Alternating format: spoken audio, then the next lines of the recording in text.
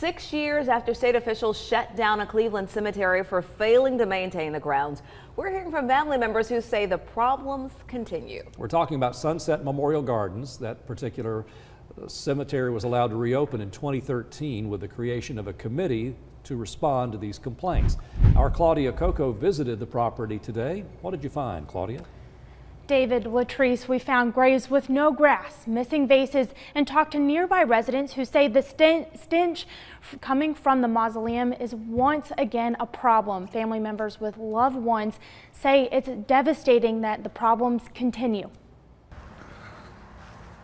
Jim Floyd walks Sunset Memorial Gardens regularly to visit his son and granddaughter. Well, it's just, I come out on especially on Chris's, on his birthday, and on the day he died, and usually try to come out at Christmas just to be here. When he visited their graves last week, he found them covered with weeds and tall grass. We came out last week to change flowers, my wife and I, and we couldn't even find, if we hadn't known where their graves were, we wouldn't have found them. Floyd says he's filed a complaint with the state about the condition of the cemetery. So has Tyler Dooley, who has 4 family members buried here.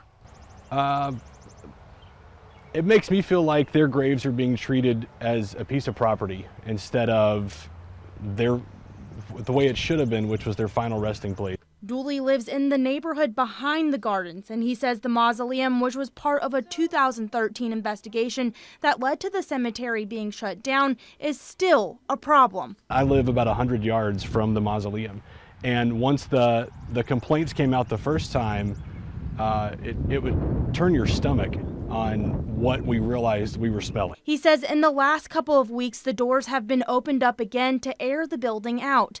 Dooley says it's frustrating to know the state gave the cemetery a second chance years ago. Not only did we have to go through the process to file the complaint, or the series of complaints that were filed the first time, we're back here again. I spoke with the owner of the Sunset Memorial Gardens, Cecil Lawrence, and he declined to comment but told me I was welcome to come get video of the cemetery.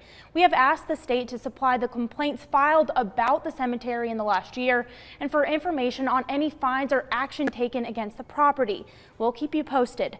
Live in the studio, Claudia Coco, Channel 3 Eyewitness News.